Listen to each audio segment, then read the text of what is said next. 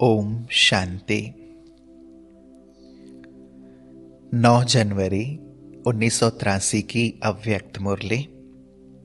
Heading है व्यर्थ को छोड़ समर्थ संकल्प चलाओ। सर्व खजानों से भरपूर करने वाले, पद्मा पदम भाग्यशाली बनाने वाले शिव बाबा बोले, आज बाप दादा सभी सिकिलदे बच्चों से मिलन मनाने के लिए विशेष आए हैं। डबल विदेशी बच्चे मिलन मनाने के लिए सदा इंतजार में रहते हैं। तो आज बाप दादा डबल विदेशी बच्चों से एक एक की विशेषता की रोहरिहान करने आए हैं। एक एक स्थान की अपनी अपनी विशेषता है। कहाँ संख्या ज्यादा है और कहाँ संख्या कम होते भी अमूल्य रत्न, विशेष रत्न थोड़े चुने हुए होते हुए भी अपना बहुत अच्छा पार्ट बजा रहे हैं। ऐसे बच्चों के उमंग उत्साह को देख, बच्चों की सेवा को देख बाप दादा हर्षित होते हैं। विशेष रूप में विदेश के चारों ही कोनों में बाप को प्रत्यक्ष करने के प्लान प्रैक्टिकल करने में अच्छी सफलता को पा रहे हैं। सर्व धर्मों की आत्माओं को बाप से मिलाने का प्रयत्न अच्छा कर रहे हैं। सेवा की लगन अच्छी है। अपनी भटकती हुई आत्मा को ठिकाना मिलने के अनुभवी होने के कारण औरों के प्रति भी रहम आता है। जो भी दूर दूर से आए हैं उन्हों का एक ही उमंग है कि जाना है और अन्य को भी ले जाना है। इस दृढ़ संकल्प ने सभी बच्चों को दूर होते भी नजदीक का अनुभव कराया है। इसलिए सदा अपने को बाप दादा के वर्षे के अधिकारी आत्मा समझ चल रहे हैं। कभी भी किसी व्यर्थ संकल्प के आधार पर अपने को हलचल में नहीं लाओ। कल्प कल्प के पात्र हो। अच्छा, आज तो पार्टियों से मिलना है। पहला नंबर मिलने का चांस अमेरिका पार्टी को मिला है। तो अमेरिका वाले सभी मिलकर सेवा में सबसे नंबर 1 कमाल भी तो दिखाएंगे ना। अभी बाप दादा देखेंगे कि कॉन्फ्रेंस में सबसे बड़े ते बड़े वीआईपी कौन ले आते हैं। नंबर 1 वीआईपी कहां से आ रहा है? किसी ने कहा अमेरिका से। वैसे तो आप बाप के बच्चे वीआईपी हो। आप सबसे बड़ा तो कोई भी नहीं है। लेकिन जो इस दुनिया के वीआईपी हैं, उन आत्माओं को भी संदेश देने का यह चांस है। इन्हों का भाग्य बनाने के लिए यह पुरुषार्थ करना पड़ता है, क्योंकि वे तो अपने को इस पुरानी दुनिया के बड़े समझते हैं ना। तो छोटे छोटे कोई प्रोग्राम में आना वह अपना रिगार्ड नहीं समझते। इसलिए बड़े प्रोग्राम में बड़ों को बुलाने का चांस है। वैसे तो बाप दादा बच्चों से ही मिलते और रूहान करते। विशेष आते भी बच्चों के लिए ही हैं।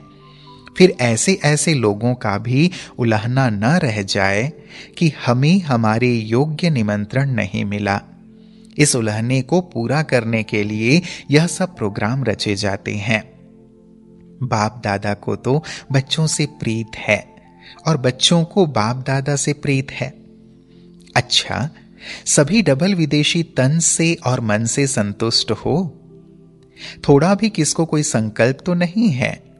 कोई तन की व मन की प्रॉब्लम है? शरीर बीमार हो लेकिन शरीर की बीमारी से मन डिस्टर्ब ना हो। सदैव खुशी में नाचते रहो तो शरीर भी ठीक हो जाएगा। मन की खुशी से शरीर को भी चलाओ तो दोनों एक्सरसाइज हो जाएगी।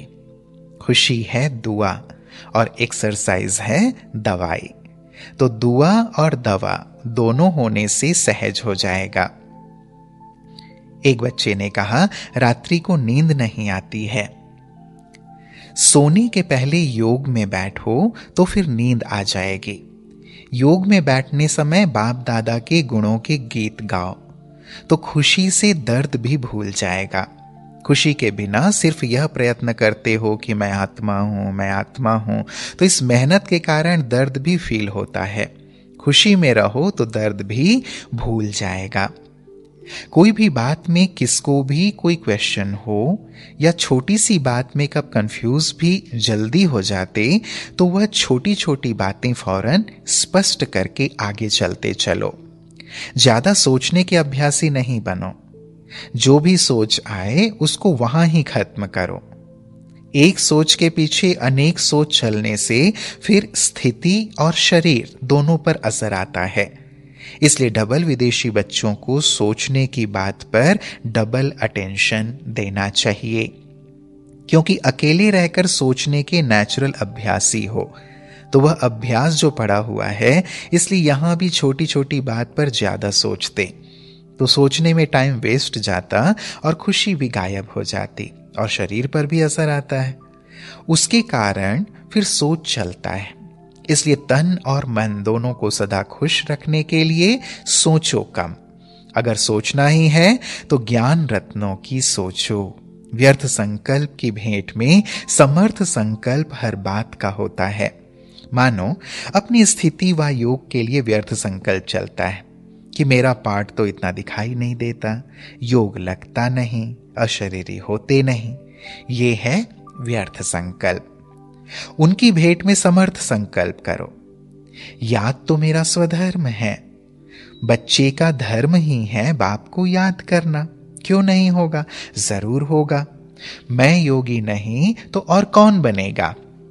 मैं ही कल्प कल्प का सहज योगी हूं। तो व्यर्थ के बजाय इस प्रकार के समर्थ संकल्प चलाओ।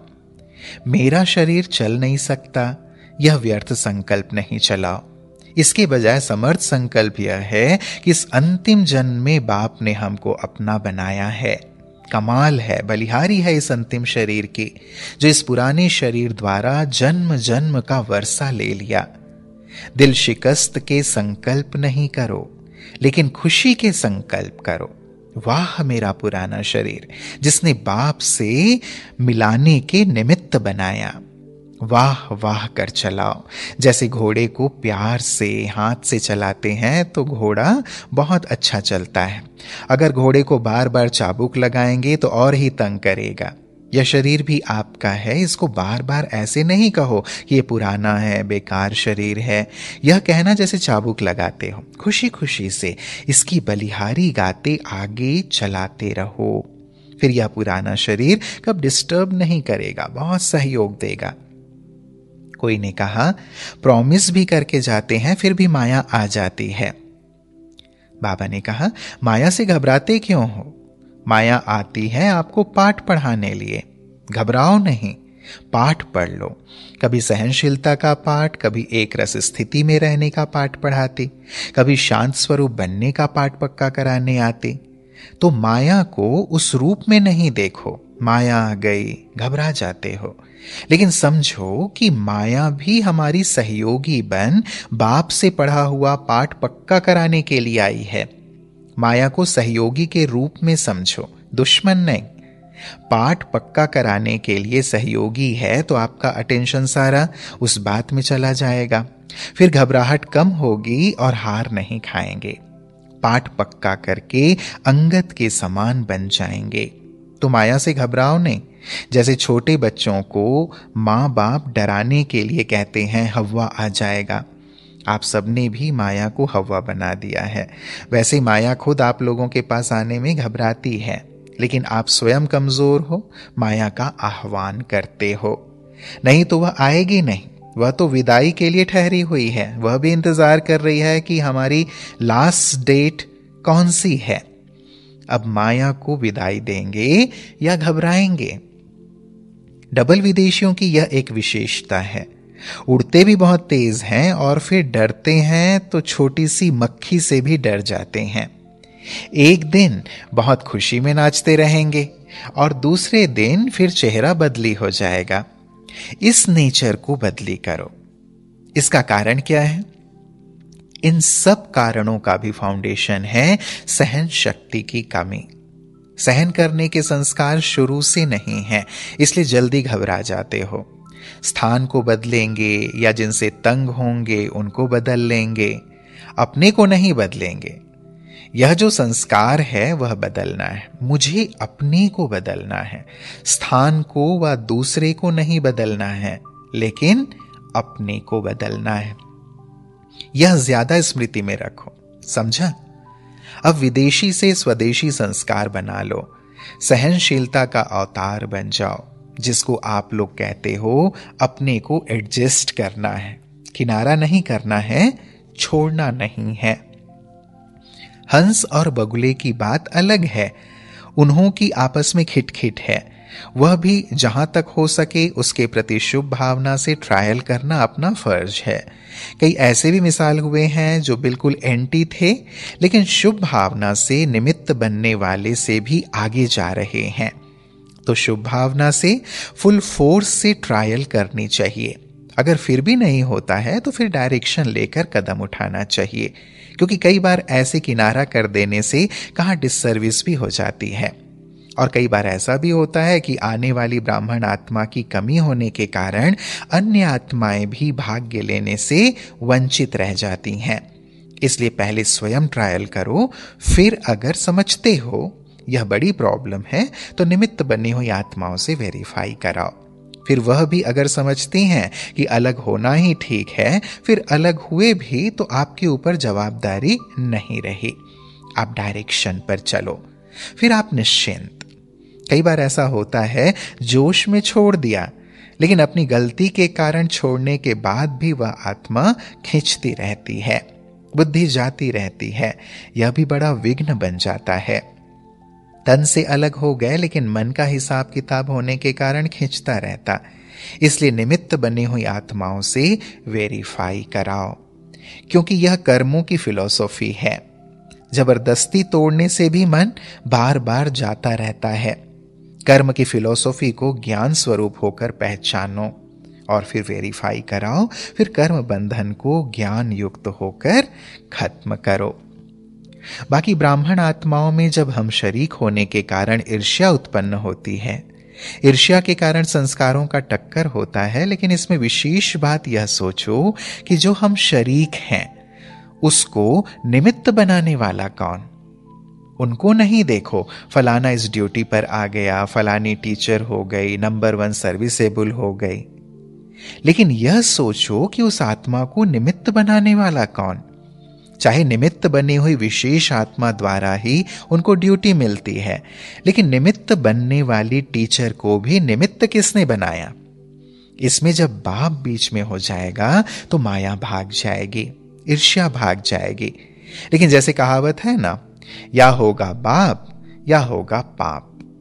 जब बाप को बीच से निकालते हो तब पाप आता है। ईर्ष्या भी पाप कर्म है ना। अगर समझो बाप ने निमित्त बनाया है तो बाप जो कार्य करते उसमें कल्याण ही है। अगर उसकी कोई ऐसी बात अच्छी ना भी लगती है, रॉन्ग भी हो सकती है, क्योंकि सब पुरुषार्थी हैं। अगर रॉन्ग भी है तो अपनी शुभ भावना से ऊपर दे देना चाहिए, ईर्ष्या के वश नहीं। लेकिन बाप की सेवा सो हमारी सेवा है, इस शुभ भावना से, श्रेष्ठ जिम्मेवारी से ऊपर बात दे देनी चाहिए। देने के बाद खुद निश्चिंत हो जाओ। फिर यह नहीं सोचो कि यह बात दी फिर क्या हुआ, कुछ हुआ नहीं, हुआ व नहीं, यह जिम्मेवारी बड़ों की हो जाती है। आपने शुभ भावना से दी, आपका काम है अपने को खाली करना। अगर देखते हो बड़ों के ख्याल में बात नहीं आई तो भल दोबारा लिखो, लेकिन सेवा की भावना से। अगर निमित्त बने हुए कहते हैं कि इस बात को छोड़ दो तो अपना संकल्प और समय व्यर्थ नहीं गवाओ। ईर्ष्या नहीं करो, लेकिन किसका कार्य है, किसने निमित्त बनाया है, उसको याद करो। किस विशेषता के कारण उनको विशेष बनाया गया है, वह विशेषता अपने में धारण करो तो रेस हो जाएगी, ना कि रेस। समझा? अपसेट कभी नहीं होना चाहिए। जिसने कुछ कहा उनसे ही पूछना चाहिए कि आपने किस भाव से कहा। अगर वह स्पष्ट नहीं करते तो निमित्त बने हुए से पूछो कि इसमें मेरी क्या गलती है। अगर ऊपर से वेरीफाई हो गया आपकी गलती नहीं है तो आप निश्चिंत हो जाओ। एक बात सभी को समझनी चाहिए कि ब्राह्मण आत्माओं द्वारा यहां ही हिसाब किताब चुकतो होना है। धर्मराजपुरी से बचने के लिए ब्राह्मण कहां ना कहां निमित्त बन जाते हैं। तो घबराओ नहीं कि यह ब्राह्मण परिवार में क्या होता है। ब्राह्मणों का हिसाब किताब ब्राह्मणों द्वारा ही चुकतू होना है। तो यह चुकतू हो रहा है, इसी खुशी में रहो। हिसाब किताब चुकतू हुआ और तरक्की ही तरक्की हुई। अभी एक वायदा करो कि छोटी छोटी बात में कंफ्यूज नहीं होंगे, प्रॉब्लम नहीं बनेंगे, लेकिन प्रॉब्लम को हल करने वाले बनेंगे। समझा? फिर बाबा ने अलग अलग पार्टियों से मुलाकात की। अमेरिका पार्टी से, आप सब बाप दादा के सिर के ताज, श्रेष्ठ आत्माएं हो ना। श्रेष्ठ आत्माओं का हर संकल्प, हर बोल श्रेष्ठ होगा। कभी कभी नहीं, सदा, क्योंकि सदा का वर्षा पा रहे हो ना। तो जब सदा का वर्षा पाने के अधिकारी हो तो स्थिति भी सदा काल की। सदा शब्द को सदा याद रखना, यही वरदान सभी बच्चों को बाप दादा देते हैं। सदा खुश रहेंगे, सदा उड़ती कला में रहेंगे, सदा सर्व खजानों से संपन्न रहेंगे। ऐसे वरदान लेने वाली आत्माएं सहज योगी स्वतः हो जाती हैं। आज खुशी का दिन है। सबसे अधिक खुशी किसको है? बाप को है या बच्चों को है? बच्चों ने कहा बच्चों को है। बाप दादा को यह खुशी है कि ऐसा कोई बाप सारे वर्ल्ड में नहीं होगा जिसका हर एक बच्चा श्रेष्ठ हो। बाप दादा एक एक बच्चे की अगर विशेषता का वर्णन करें तो कई वर्ष बीत जाएं। हर एक बच्चे की महिमा के बड़े बड़े शास्त्र बन जाएं।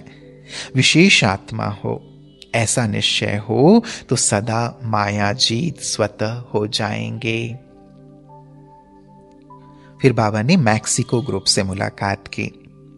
जितना दूर है उतना दिल से समीप हो, ऐसा अनुभव करते हो ना। सभी ने अपनी सीट बाप दादा का दिल तक रिजर्व कर लिया है।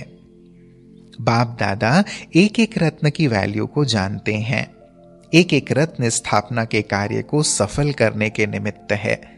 तो अपने को इतने अमूल्य रत्न समझते हो।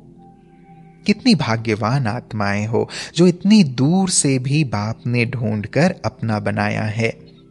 आज की दुनिया में जो बड़े बड़े विद्वान आचार्य हैं, उन्हों से आप पदम गुणा अधिक भाग्यवान हो। बस इसी खुशी में रहो कि जो जीवन में पाना था वह पा लिया। फिर न्यूजीलैंड के पार्टी से बाबा ने मुलाकात की। न्यूजीलैंड को न्यू लैंड बना रहे हो ना।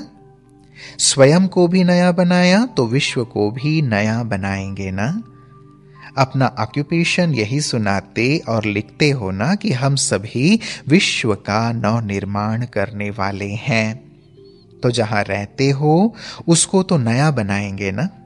हर एक स्थान की अपनी विशेषता है। न्यूजीलैंड की विशेषता क्या है? न्यूजीलैंड में गए हुए भारतवासियों ने फिर से भारत के श्रेष्ठ भाग्य बनाने वाले बाप को पहचान लिया है।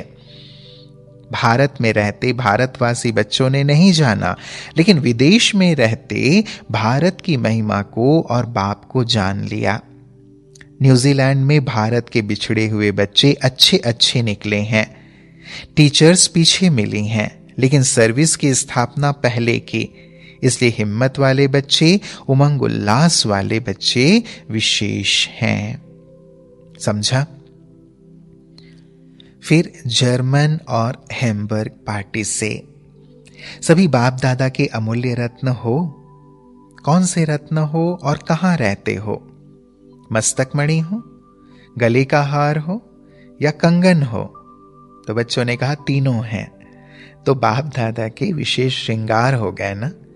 सभी को यह नशा है ना कि हम विश्व के विशेष के मालिक के बालक हैं।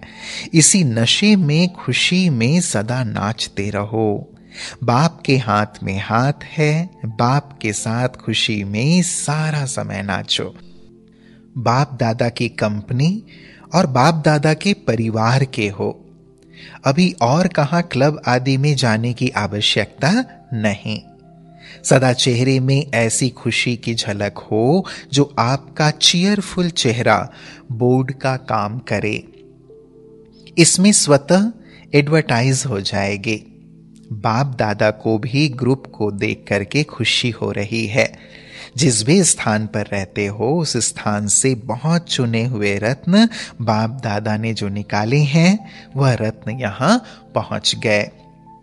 बाप दादा की इलेक्शन में विशेष आत्माएं हो। इस इलेक्शन में मिनिस्टर आदि नहीं बनते, लेकिन यहां तो विश्व महाराजा बनते हो। अच्छा, ओम शांति।